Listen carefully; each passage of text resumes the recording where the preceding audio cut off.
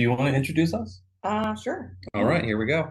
Um, I'm Christine, and this is my other half, Chris. We live in Lancaster, Pennsylvania, and we've been in business will be 2 years, two September. years now. Before this, Chris was in engineering, and I used to personal train, and then we moved out here, and I was raising the kiddos. Let's see what else. We have two children. And Yeah. we have two fuzzy children as well. Yeah, I think that's it. I left my job 2 years ago. I had enough, and my Oh my yeah. my my other half, as we'll call each other from now, my other half said to me, I don't really like you very much. I want you to quit your job. And then I quit. I put in my resignation like 2 days later, and we didn't have a plan. No, I did And not. then following year, we started a small business. We were just doing home improvement projects on our own. And then we started looking into something bigger because we realized that wasn't going to be able to pay the bills. And through like a 5 or 6 month process of research and narrowing down, we came across Renovation Cells, and they checked all the boxes for us. So that's how we got here. Yeah. So let's start talking about this project. This is an incredible transformation.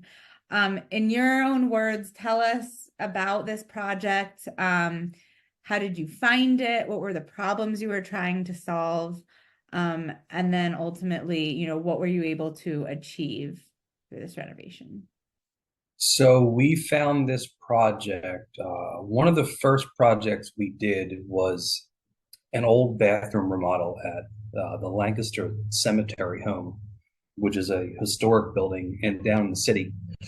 And there is an agent we knew who sat on that board of directors, and he brought us in and he said, "Do you want to remodel this bathroom for us?" And we said, "Yeah." Their goal was to turn it into an Airbnb at some point. It went great. Bathroom came out wonderful. He obviously remembered us because when he had this house come up, I think we were like the first call he made. And he said, "I've got this home. It's right around the corner from where we live, which is super convenient. And it needs a lot." And when he said a lot, I mean, it was unbelievable Yeah. when we walked in for the first time. It was owned by an elderly gentleman whose wife had passed away. He had no family. He was by himself. He was suffering from dementia. The house hadn't been cleaned in what looked like years. Yeah. It was decrepit, and he was living in it. I think he was the original owner. I think it he was was too. 30 years that he lived Yeah, there. maybe longer. It was 30 years of stuff that needed to go. So we came in with the agent, and after the initial shock, we kind of stepped back and said, can we even do this? Because there was just so much to do. And it was going to take a while, and it did, but it seemed doable. And we got the blessing. We had a design board. We had a rough scope. We had a cost. So can you walk through what rooms did you do? What updates did you do? So I guess the first thing was paint. The house had some really old wallpaper in it. And first order of business was to get that out of the way. They had some grass cloth on the walls that was kind of deteriorating. We talked about incorporating that into the design. It needed floors everywhere. There was carpet throughout the house, and it was stained and old. It had clearly gotten wet a number of times. It kind of smelled. There was carpet in the bathroom. There was carpet in the bathroom, which is never a good idea. There was just carpet everywhere. So flooring and paint, absolutely. So their budget wasn't unlimited, and it wasn't $1 million home. So we had to be careful where they spent the money and what we recommended. So we did kind of modest updates in both of the bathrooms upstairs, a modest update in the bathroom downstairs. We redid basically the whole kitchen. We were able to keep the cabinets, thank God, because that would have raised the price probably out of their budget. But we have a great painter who can refinish cabinets with the best of them, and they did a wonderful job here as well. New appliances in the kitchen. We had the house power washed, so the exterior had a better appearance. The agent had the in-ground pool filled in the backyard. We repaired the concrete walkway out front. We repaired the front door fascia and the front door trim. We had the house deep cleaned top to bottom.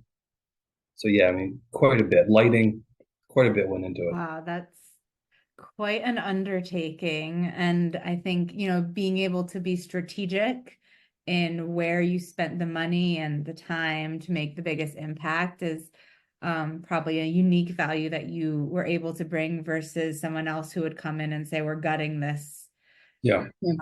completely. That's going into, some of the unique challenges you faced during this. And it seems like there was a lot of unique challenges from who the homeowner seller was to the actual home. So what were some of those challenges and how did you navigate through them?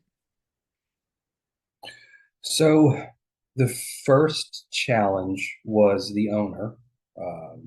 The owner, I think, was suffering a bit and didn't remember who we were week to week, which made it tough, especially when you request a payment and they say, well, who are you? Who are you? That made it challenging. Thankfully, the owner had some close friends who came up from Florida, took him to Florida with them, and then they became our contact point. And they did a wonderful job. They were on point. They were responsive. The owner gave them full control over the project, his budget. And at that point, it was pretty smooth sailing. The next challenge, and this was the big one, is we noticed early on when we would leave the house, we both felt unwell. Christine, particularly so. She got quite sick. And it took us a day or two to put together that there was something going on inside that house. And it ended up being black mold. And we found it in a couple different spots. It necessitated us essentially tearing out an entire bathroom, ripping out walls, all kinds of remediation work in the basement, updating the HVAC system so it was actually pumping dry air into the home instead of moist air. It got really involved really quick. And that set us back some time to get all that done and then rebuild. Then you have to go and rebuild everything. So that was a big challenge for sure. And then we had one last challenge. We were on the home stretch. The walls were painted, the floor was in, and we were installing a countertop upstairs. And the installer just tried to tighten the water valve a little bit, and the thing snapped off in his hand. I happened to be there. I happened to walk in the house minutes after this happened with with the remediation company to do like a post remediation check. And we kind of heard water. And I said, do you hear water? He goes, yeah. And we walked in the living room and it was just coming down through the ceiling. It was going down into the basement. It was unbelievable. But everyone involved did an amazing job in stopping it, in fixing it, and then turning it around really quick. But that was the last thing we wanted to see. So we were almost done. Almost so close. Yeah, an unexpected fixture. But that does lead into my next question was what made this project a success? I think from my perspective, it was a success. You learn something new on every project that you do. We're only 2 years in, so there's still stuff we haven't seen, and there will probably always be stuff that we haven't seen. And we saw a lot of new stuff. We added a bunch of new people to our network, subcontractors and just support. So I think from that perspective, what the owner saw or what the owner's friends saw was, oh, here's these big problems, and then the next thing they saw was that we handled it. So from their perspective, it was like smooth sailing. From our perspective, it was like running around like crazy people trying to stop water and get rid of, stuff that shouldn't be in the home. So I think that was a success. And then they sold, he sold for a nice price. They got all their money back plus some.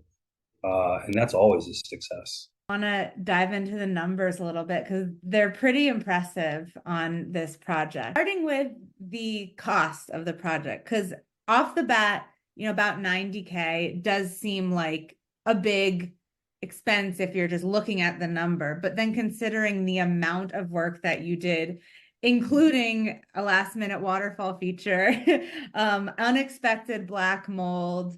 So let's start with first how you approached the conversation off the bat, either with the agent or, with him or his friend directly.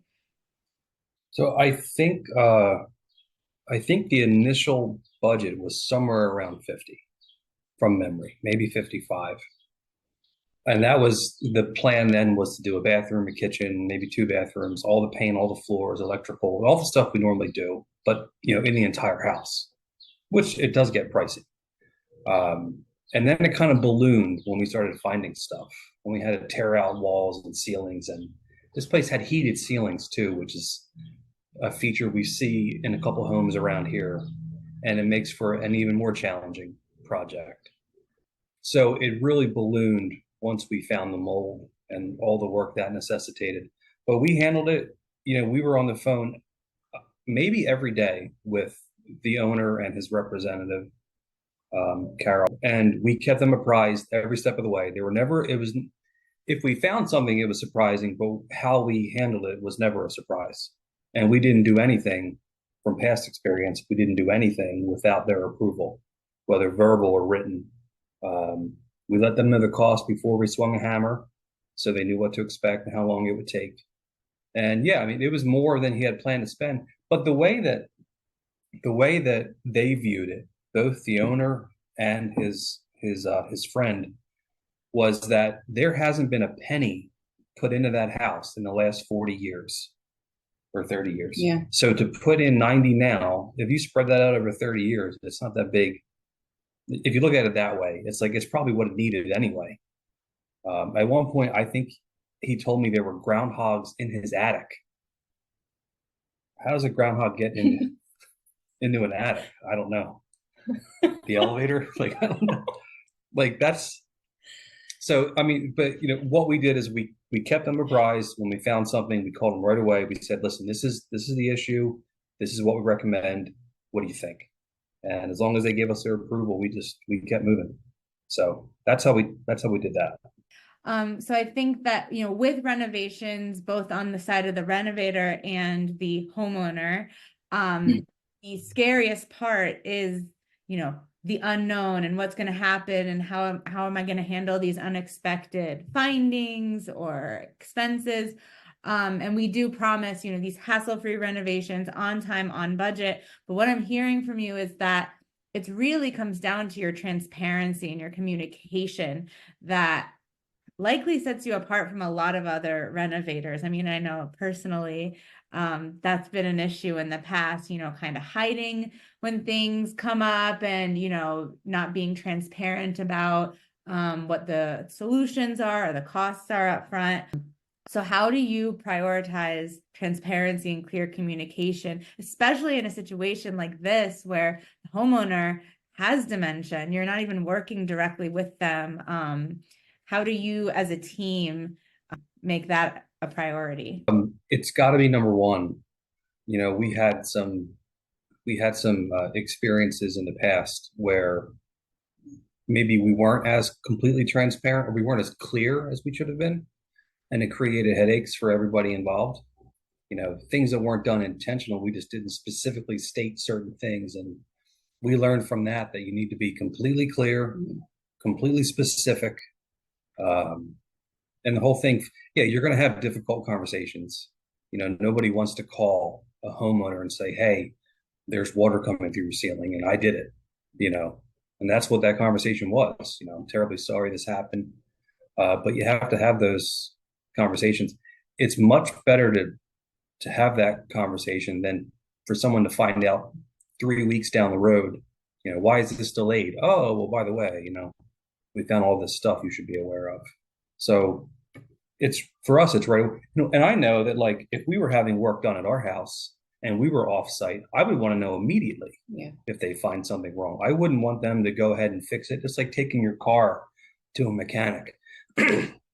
It's like, before you put thousands of dollars into it, call me first, just so just so I have a chance to say no, and we did the same with them. They were I great think customers. because we were so transparent, everything Yeah. moved so much quicker and like Yeah. easily. And I think that they appreciated the fact that we were like so responsive and texting them and showing them pictures. Yeah. That they were like, okay, yeah, cool. Like, thanks for fixing it. Yeah, they really appreciated that. I have to assume every contractor around here does that, but I don't know. I mean, we were sending pictures every couple of days, like, this is where we got today, and this is the plan tomorrow, and they really appreciated that. So we got a good review, when we were done. I think it really goes into showing, not just telling, that you can be trusted. And once you have that foundation of trust, anything can happen, and they'll trust that you can handle it. They'll trust that you'll be honest.